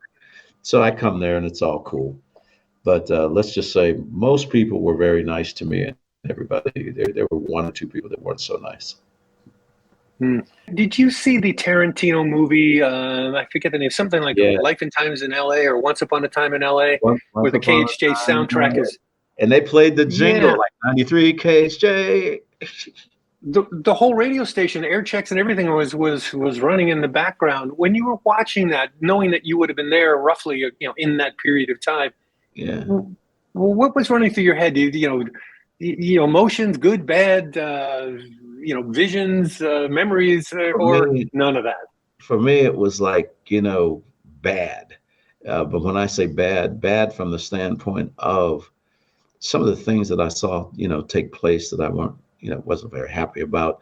I had met a guy, I won't say his name, but a young Latino guy was working with the company at the time, and he was a news person. He had been married and divorced, and he had 2 kids. I had been married before, and I was a single parent with my older son, Walter III. And so when I was out there, Christmas came about. But we had been talking, him and I, we'd see each other at work, so we became kind of friends. A couple of times we went out and had dinner together and that kind of stuff. So we planned to get together on Christmas Day because we had to work Christmas Day, right? And we said, okay, I said, I'm going to come in early and I'll meet you and we'll go have dinner at a restaurant or something, because he wasn't going to be able to see his kids and stuff like that. And man, I called him because there weren't cell phones then. Right. I called him. I couldn't get him on the phone because I'm saying, make sure it's time. We're going to meet at the restaurant, this and that, then later after that, we're going to go in and do our shift. And I couldn't get him. So anyway, I went into the radio station early, and I went by that restaurant. I didn't see him. I went over to the station and I got there and the program director said, hey, Walt, could you come to my office? I want to talk to you. And I said, well, yeah, man, I'm supposed to meet, what's his name? And he said, well, I need to talk to you. And I went in there. He closed the door. He said, I hate to tell you this one. He said, you're not going to be able to meet him. He's dead. I was like, what? And he said that when he didn't show up earlier for his part of his news shift, because part of it was at one time and part was another time, but we were going to eat in between, right? And then go back on the radio, that he had taken his own life. And oh my God, you talking about just broke my heart. So that's like one of my memories from that place. But all I'm saying is the time on the radio there, I guess because I was forced to go to California to do that. And I didn't really, but people I met were very nice. I mean, I had some long friendships with people like Charlie Van Dyke that I met there. Charlie Tuna was always very kind to me also, and very nice and very warm. And the news people, things like that. But it was like, man, this was like some foreign territory I didn't particularly like. I'm out here in Hollywood. Racial conditions weren't the greatest at that particular time. And I was living in Brentwood. I'll tell you this is a good story here real quick. I lived in Westwood, not far from UCLA University, very nice on the west side, right? And so one night I'm getting off the radio at midnight, right? So I leave and I'm going home and I'm coming through Beverly Hills. And right when I get to where Century City is, and I'm like maybe about 8-10 blocks from where I live on Prosser Avenue in West LA. And behind me go the police lights. Right. And where I come from, Pennsylvania, they used to have you get out of the car and go to the rear of your car and stand there until the police talk to you or whatever. But in LA, I had been told by some other black folks that I knew that were in the music business. And they warned me. They said, "Oh man, you get to LA, if you get pulled over by the cops, keep your hands on the wheel. Don't mess around. You mess around and get killed." Anyway, so I do that. One officer comes on this side, another officer on this side. You got to understand there's people in my family that are in law enforcement to this day. So anyway, I'm sitting there like this here, and the guy comes up right there. "Open your window." So I let the automatic window. Now at this time, I have a Lincoln Continental Mark V. All right. I just happen to want a nice car, right? Sure. I'm not a drug dealer. I'm not doing Superfly, I'm not a dope dealer. I'm a radio personality on the top, on the number one station in LA. Okay. I can see where that car is immediately causing trouble. Anyway, keep going. Yeah. Right. Yeah. And my license plate says WB Love. So the guy says, "I want your license and your registration." I said, "Well, officer, like if you've ever seen the old Richard Pryor stuff, officer, may I get it out of the glove compartment? I'm not reaching for nothing crazy." The guy, no, go ahead, do what you got to do. Right. Then he said, "Okay, well, I want you to get out of the car." And I get out of the car, and they say, "Now go to the front of the car and put your hands on things." So I do. Then one guy said, the second cop says, he says, "Let me ask you a question." He says, "Where are you going at this time of night?" Because I get off at midnight, right? So it's like about 12:35 at the most, 12:45, because I left the station in Hollywood and I'm driving west. And I said, "Oh, I just came from work." So the second one says to the guy that's looking at my license, my driver's license and that, which has my God-given name on it. And he says, "WB Love." He says, "What do you do?" I says, "I work for 93 KHJ. He says, "Are you that Walt Baby Love guy?" The first guy still got my stuff in his hand. The second guy, "You that Walt Baby Love guy that just came from New York?" I was like, "Yeah." He's giving back his stuff. Says he's the guy we were listening to on the radio. They said, "Oh, we're sorry." No problem. See, I'm not saying anything bad about the LA. They didn't treat me bad or nothing. But fortunately, by the grace of God, they had been, at some point listening to me between 9 and midnight. And he said, "You're the guy that came from New York, because I heard you say something about, new to LA and you're learning your way around." And that's true. And I had been there, at that time, I guess maybe I had been there about 3 months, something like that. And oh my God, and the guy said, "Oh, here, no, sorry, this and that." He said, "So if we see your car coming this way in the future, we know it's you." And I'm like, "No problem. Thank you, sir. Appreciate it. Can I dedicate a song to you?" Right. And I'm thinking, "Oh, thank you, Jesus." Right? Because I don't want any trouble. I don't know anybody. And I'm like, "Oh man, this is crazy." So that was one of my stories that turned out well. Right. Yeah, no, it's a great story. That's one of the tough things too about being young and in the radio in the beginning when you're moving cities and stuff like that. you're always alone, and you're by yourself, and you got nobody to, to bend on usually where you are. Well, Yeah. that's an You don't have awesome anybody story. to The verify, guy was, like, yeah, he was here till this time, or you're by yourself. yeah, If you're working at night. yeah. One more LA question about radio, and then I want to move on to Yeah. you being a reverend, because I got a bunch of reverend type questions. But you worked at KMPC. So here's the question about KMPC. Was Gary Owens there when you were there, or Yeah. did he already retire? He was? Gary Owens was there. Wink Martindale was there. Who the heck am I leaving out? Well, Robert W. Morgan at that time had left KHJ and had gone to KMPC. And the reason I got hired at KMPC was because of Jim David. Yeah, he was a PD. Yeah. Our friend from CKLW and WR in New York, who became my best buddy. And I had been, running these two radio stations, KJFJ and Cute 102 FM. And I had gotten fired by these people over there because they said I wouldn't work for them in New York City. And they bought these stations in Los Angeles. And they said, well, because you didn't work for us in New York, or you wouldn't stay with us, we don't want you here. So they fired me.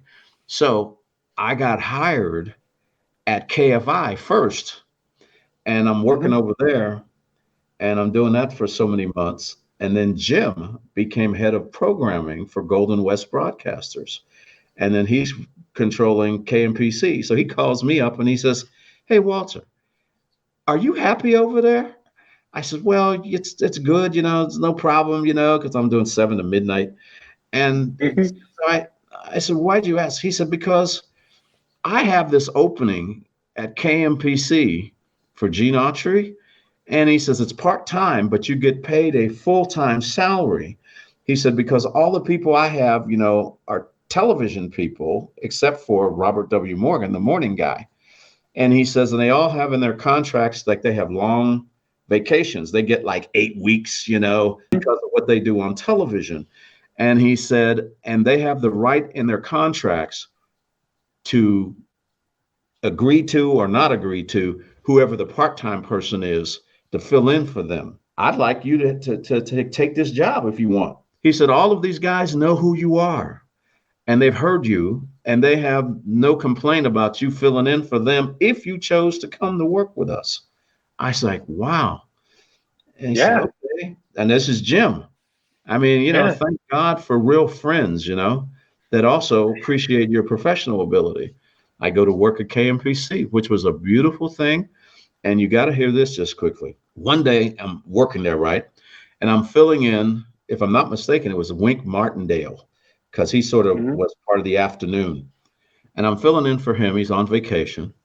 And so I'm sitting there and we had board ops and all of that. Same kind of situation, except study. But you're playing beautiful music and stuff like that. And I'm middle of road station, yeah. Yeah, and I'm sort of playing a Frank Sinatra or somebody.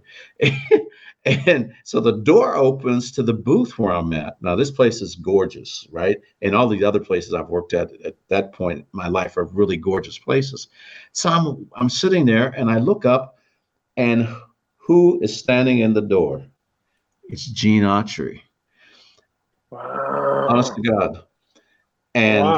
And he used to walk around the building, he'd have on, his cowboy boots and this and that, never had a hat on or anything. But he used to have like a little penknife and he would like clean his nails kind of thing. So anyway, he comes in and he says, hey there, Walt. I said, oh, yes, Mr. Autry, how are you? And I get up, and come on. He said, no, sit down. You're working. He said, you mind if I come in and talk to you a little bit? I said, oh, no, sir. Please come right on in. Now, I had never met him at that point, right? But I understood he had, okayed me being hired. Now, I understand they had no other black talent ever. They had a black guy on Channel 5 television that he owned. Okay. A guy that was KTLA? Yeah, KTLA. I forget his name right now, but he was over there. But otherwise, that was it. So anyway, he sits down and he says, you're really doing a great job. I'm glad you're here.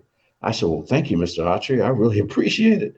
And I'm thinking in my head, my heart's going like this, because I'm thinking to myself, like, wow, I'm wondering how many black folks has he ever really had any contact with or anything? And I'm not saying that negatively. I'm just saying Right. he's wealthy. He's a movie star. He owns the Los Angeles Angels baseball team and all this other stuff. And he's sitting there talking to me like I'm just one of the boys. And I'm thinking, wow, this is different. And I said, well, excuse me a second, Mr. Oh, no, do what you got to do. You know, and I'm like, you listen to KMPC, it's 5 minutes after 2, blah, blah, blah, blah, blah, blah, blah. And, you know, one of our sponsors is so-and-so and so-and-so. I want you to go to such, I'm reading a live commercial, you know, and all that, you know, and I get finished and do like that. And I go like that. And the guy turns off the mic, you know, and I said, why? He says, boy, he says, you need to know this. I said, what's that? He says, my wife really likes you. I said, really? He said, yeah. He said, she told me, you know, listening to you, you know, you've been with us a little while. And at that time, I had been there maybe like 3 weeks, a month, maybe a little more.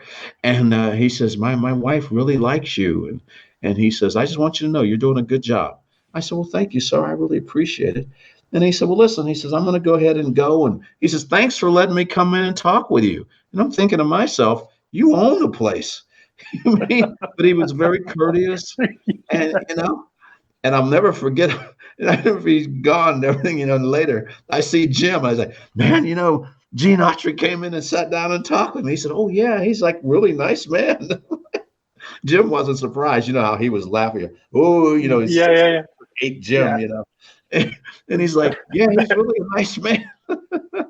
But that's one of my KMPC stories.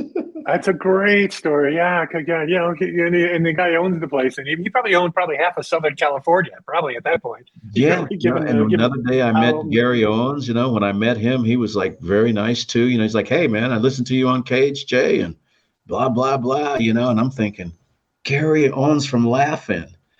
Gary Owens, yeah. Like, yeah, I mean, you know, you mentioned Wink Martindale too. So for people who are younger right now, and Wink Martindale would be, you know, he's like Steve Harvey at the moment or something. You know, I mean, he's the host of a major game show, and you know, and Gary Owens was the voice on Laugh-In. I mean, these were television stars in their own right. What great memories! Just awesome memories. All right, let's make that leap into a third career. Yeah, you know, being a reverend, you know, and doing sermons in church and all of that. How do you make, you know, what prompted that, and how do you make that, you know, make that jump? I know you went to Fuller University to get your master's, which would, you know, be give you the right, I guess, to do that legally and all that sort of stuff. But you know, something inside you has got to prompt you to, okay, I'm going to change my life and go this direction. To you know, take us through that, and I got a whole bunch of reverend questions to ask you. Yeah. As you were saying, I went to Fuller Theological Seminary in Pasadena, California, got my master's of theology from there, and it took me, you know, like I think I told you, about 4.5 years to do it. Normally, it takes people about 2.5 years, but I was working at Radio and Records newspaper, writing my column and doing the charts every week and all that kind of stuff. Plus. My 3 different syndicated shows. I had 2 versions of the Countdown, 2 versions of Gospel Tracks, and my African Americans Making It Happen, my short form program. And so anyway, during the course of all of that, with the syndicated radio shows through Westwood One and Norman Pattis, God bless Norman, he gave me a great opportunity, or he believed in my idea, and we became partners. But the point is, I get diagnosed with renal cell carcinoma, I got kidney cancer. And then the doctors, they say to me, we have to remove this cancerous kidney for you to have any opportunity to live at all. We're not sure if your cancer has spread to your other vital organs, you know, like your liver, your bladder, all this other stuff, your stomach, your brain. And I'm like, wow.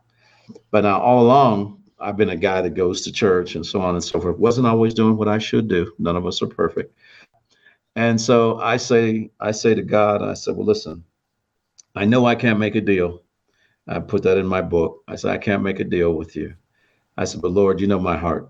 I've tried to help people all my life. I've given, you know, to less fortunate people. I've tried all these different things. And I said, and I know just because we're Christians, the Bible tells us that we're not entitled to anything, but your grace and your mercy saves us. Your grace and your mercy forgives us. And I said to him, I said, well, Lord, I'm married now. I got this little guy.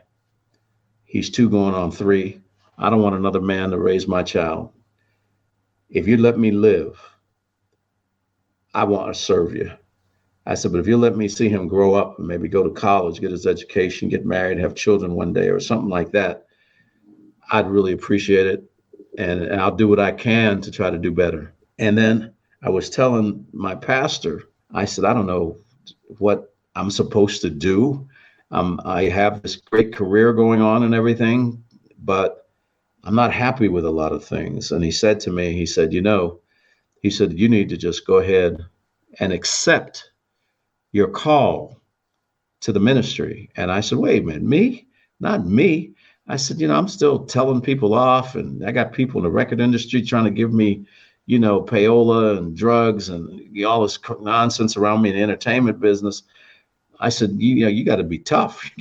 He said, yeah. But that has nothing to do with your spiritual life. And he said to me, God has a call on your life. So I'll make it quick. And I had never heard the term call on my life. I said, what's a call on my life?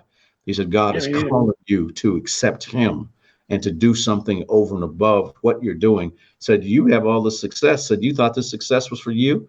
He said, no, this success is to glorify him. This success is for you to reach out and touch people in his name, but let them know that you're a Christian while you're doing what you do with your radio shows, your countdown, you're this, you're that. Fast forward about a year and a half later. Now, cancer's over. I'm doing better. God just begins to talk to me, not audibly, but he's telling me like, man, you need to come on. So like I told you, I called Reverend Johnson. I said, look, I was trying to go to work. I said, I broke down and started crying. I don't know what's wrong with me. I said, I couldn't even drive my car. He said, well, you get on a plane and you come over here to Chicago where I'm at. And he said, I want to lay my hands on you and pray for you. And I'm going to send you back to Los Angeles. And I'm going to send you to a man that has a large church, but I know him. And I'm going to ask him to mentor you. Sent me to Reverend Murray, my original pastor at First AME Church, who became my second father in the ministry. And then he said, you want to become an AME pastor, African Methodist Episcopal Church pastor? I said, yeah. He said, you're going to have to go through all these different things. He said, the denomination requires all of this. And you go to classes we have over a 5-year period, because that way we find out whether you're sincere or you're not. So I did all of that, as you know. But while I was doing that, I started going to Fuller to get my master's degree. And that's how I got into ministry. And Reverend Murray took me in, and I've been associate minister at First AME Church for 23 years. And we're rolling, preaching all over the United States, we're being invited as a guest. But our church, just quickly so you know, we're celebrating our 150th anniversary this year. The church was founded by Bridget Mason. She's a slave who bought her own freedom, and she became the first Black millionaire in the city of Los Angeles. She used to take in washing from white people, wash their clothes and things of that nature, and she made this money. And so what she did with her money was she bought property, became like a real estate type person owning property. And then she built a building because she wanted a church, and she named it First AME Church. And so that's how the church is iconic. It's the oldest African-American congregation in the city of Los Angeles, has approximately 30,000 members. We have 11 in that area. So that's what made me go into ministry. That's, two other men saw in me what I didn't see in myself. I was watching online because there's a couple of YouTube videos because, I wanted to kind of grab a couple and, maybe put them in this. And I found a couple where you're doing sermons and, and some of them are, there was a couple where, you're doing the sermon at the podium. Then there's a couple where there's a little bit of fire and brimstone as you're, going down the aisle. It looked like, which looked and I'm talking to people cool. I'm saying things, right? Yeah. I was curious because I'm watching this and going, is there any correlation at all between doing a sermon and doing a show on the radio, prep and all that sort of stuff, or no correlation? I would say the only thing that connects it is being articulate and being able to speak, being able to ad lib and have your brain move quickly about what it is you're saying and the message that you're trying to deliver to people and what you want them to get from the people. Well, it's the same thing for us when we're on the radio, I believe. In other words, yeah, I can tell you about, say right now, I can tell you about Usher, or I can tell you about Janet Jackson, or I can tell you about, whoever the flavor is, Beyonce right now, if that's what we want to talk about. No problem. Yeah. But besides whatever I'm telling you about, say, that music, maybe there's a little story that goes with it. Or maybe I just interviewed her or him or whatever it is. Well, to me, preaching is the same thing, but the only difference is you can put it on paper or have notes. I happen to be what's called a manuscript preacher. There's others who do it differently, but I what is write that? What's a manuscript? Oh, okay. Yeah, keep talking. Okay. Yeah, complete manuscript of what I'm going to do. Okay, what I want to talk to you about, like, point 1, point 2, 3, 4, 5, 6, whatever. Then I'm using scriptures to back up what I'm talking about. But the thing that I learned in seminary that a lot of pastors don't do, when you hear these idiots that I've seen on YouTube, and I'll say it that way, and I can back it up, that I've seen running around, politicizing COVID-19. Why do we have physicians in the first place? To help humanity. We have to thank God for science. Look, when I was growing up, the biggest problem for children and things was polio. I was one of the children in the 1950s in Western Pennsylvania with Jonas Salk was trying out his vaccine for polio. Wow. The school district had agreed. Yeah, and we used to get like not a polio shot injection. They had like a little sugar cube. They would put like a little drop with an eyedropper kind of thing on this cube of sugar, and you put it in your mouth and let it dissolve. I mean, I lived it, so I know what I'm talking about. I was in first grade. And so it's things like that to me are so bad with different religions, because I'm not talking about just Christianity. I'm talking about whether you're talking about Islam or you're talking about Buddhism or Hinduism or whatever your flavor is. No problem. Okay, I got you. The bottom line here is we're talking about something higher than us, someone higher than us. Me as a Christian, I'm talking about God the Father, the Son, the Holy Spirit. No problem. If, say, for example, I have many friends who happen to be Muslims, but they're not taking the Quran and using it for violence. Distorting it, yeah. Correct. Because if you study any of it, and I took 2 classes in Islam when I was at Fuller, but I did that because I wanted to know why these ISIS people were doing what they were doing at that particular time when I was in seminary, and I wanted to try to understand. You see, many things in the Quran are almost similar to what you find in the Christian Bible. Muhammad said, respect other people's religions. He accepted Jesus Christ, but not as the Son of God, but as a great prophet. And that's what he has taught in Islam to this day. Okay. So some Christians don't even know that. They're like, oh, these people, man, they're all bad. No, that's not correct. Just like we have people taking, say, the word of God in Christianity and distorting it. If you've seen in a couple of my sermons, occasionally you may hear me say, and you hear me say it on my gospel radio program, whatever it is that you're thinking about, right? That's between you and your God. My faith says, do unto others, you have them do unto you. Love thy neighbor as thyself. Who's your neighbor? Anybody. What kind of person do you want to be? Do you want to be an evil or do you want to be a good? I want to be a good. You're a reverend, and I've obviously seen you, do the preaching in the church and stuff like that. Do you have to do the stuff where a pastor or reverend where, like, somebody's dying and they're in the hospital and you have to go there, or perform a funeral or perform a wedding and all of that type of stuff? Yes, yeah, I would assume you have to do all that stuff. I would think it would be hard depending on the situation. I've only done 2 weddings. Unfortunately, I've actually done the eulogy at 2 funerals, one for one of my uncles, another one for a friend.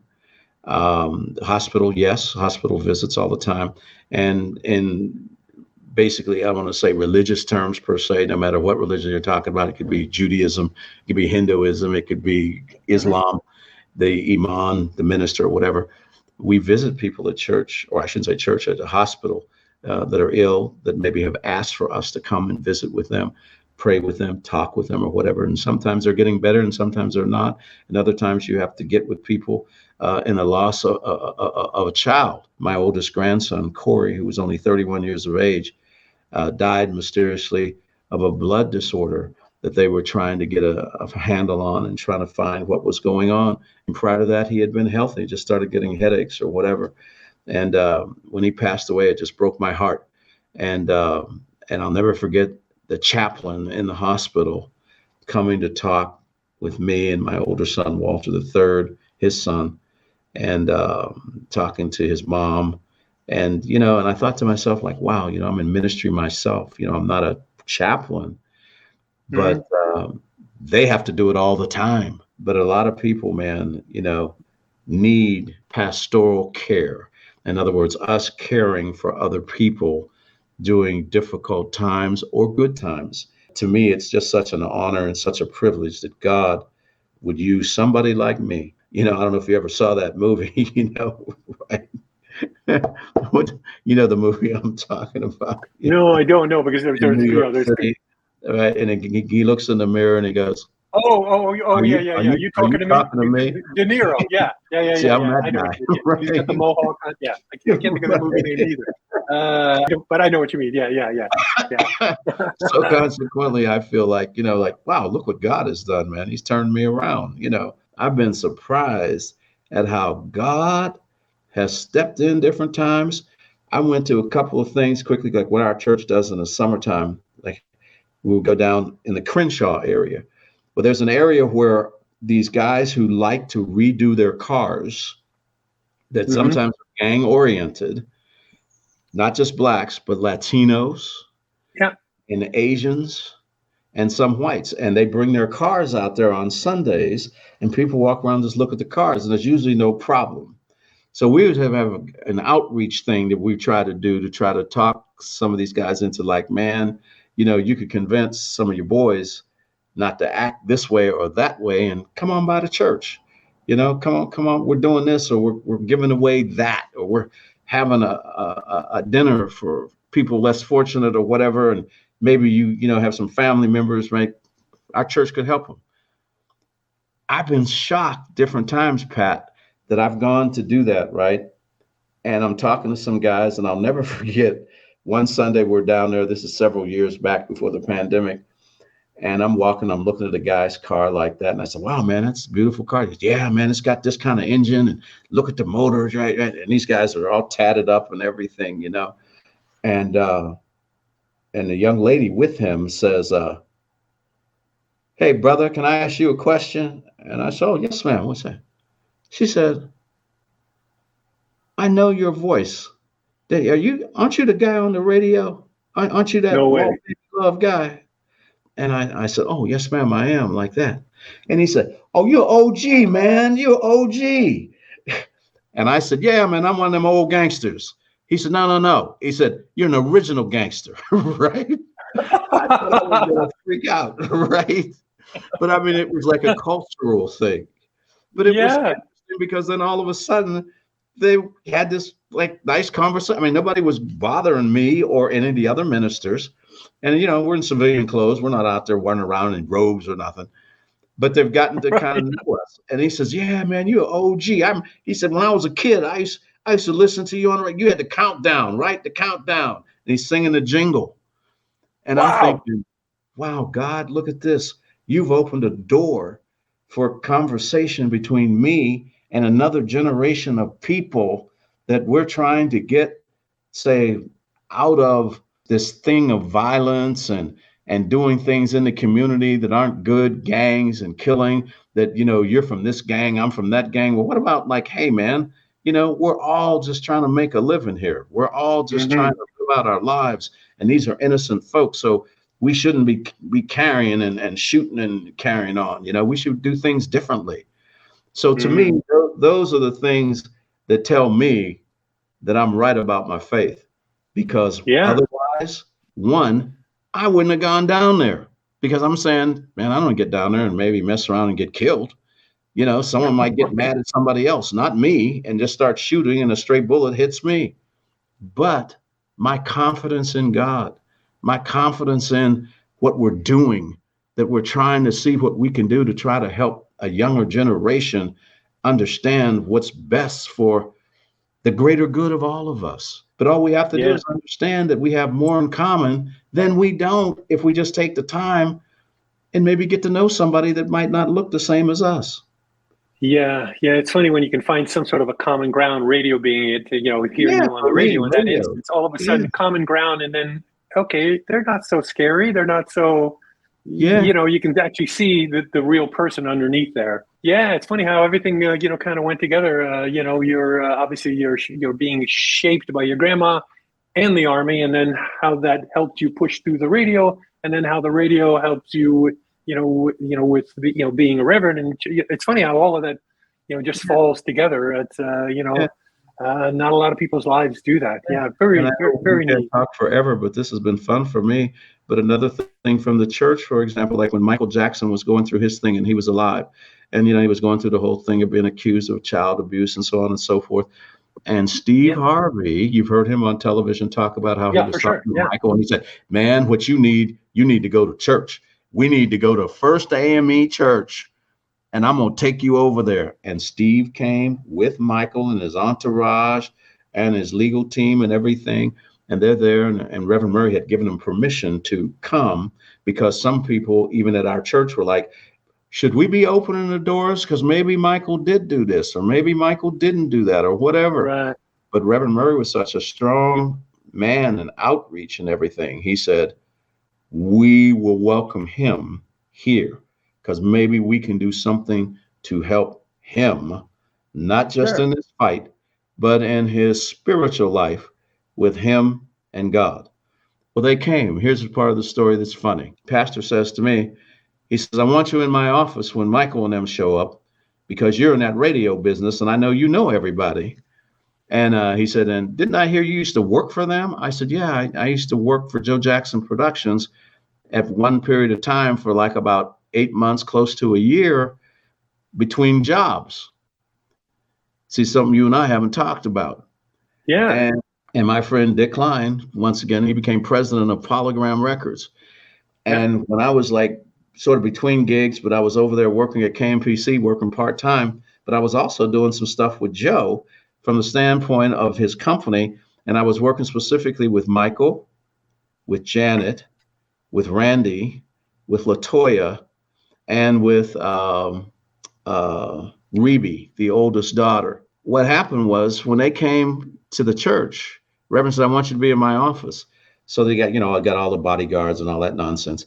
And so Michael's in the office with Reverend Murray. And so I come walking in, and then Michael says, Walt, is that you? And I was like, yeah. He said, I heard you were in ministry, but I didn't know what church. So he comes and gives me a big hug. And I said, oh, man, it's so good to see you. I'm glad you'd come on over here, blah, blah, blah. And the Reverend, man, he's sitting there kind of like, wow, look at my boy. He knows everybody. Because Reverend Murray, when I first got there, he said, I don't even know who the hell you are. And he talked like that. He said, I don't know who the hell you are. He said, but Reverend Jackson Johnson called me from Chicago. He said, and everybody in this church knows who you are but me. He said, but I don't listen. He said, I listen to KNX. He said, I listen to the news. He said, I don't listen to no music. Which I thought was hilarious, right? He said, no wonder I got you on my staff. And so then Michael said, when it's time or whatever, let Walt, introduce me and so on and so forth, because he didn't speak or anything. But it was just an interesting thing. And then they went through that whole court thing, and then he was exonerated, and it went on. And so when he passed, just broke my heart, because he was a nice person. We're going to wrap this up right now, but man, you have an amazing amount of stories, and even better, you have had a pretty incredible life. I'm sure you realize, but I mean, I'm sure anybody watching this is going, damn, yikes. Yeah, from Creighton, Pennsylvania, with 2 stoplights. It's great catching up with you after all these years. Big fan of your career and you on the radio, but I knew about your personal relationship with Jim Davis. And I always stuck in my mind, man, Jim and Pat are buds. So Jim's a good, the Pat's a good guy because I know Jim. Actually, I'm recording with him tomorrow. So, do one of these because, again, I want to capture what radio was like back in the day. because it's different now. And also very much I want to capture the essence of, what CK was like, from the people who were through it during those years. So I appreciated this very much, and we'll definitely have to stay in touch because this was great. Please do. I'd love to catch up with you. You have my phone number, you got my email, and anything I can do to be of help to you, please just let me know. And if I can do it, I'll gladly do it. And just, God bless you and your family, man. Stay safe out there and, stay grounded, and I appreciate the fact that you thought enough of me to even allow me to talk a little about CK. Absolutely. Wouldn't do this without you. Yeah. So I'm going to do the same. God bless. Okay, buddy. Bye-bye.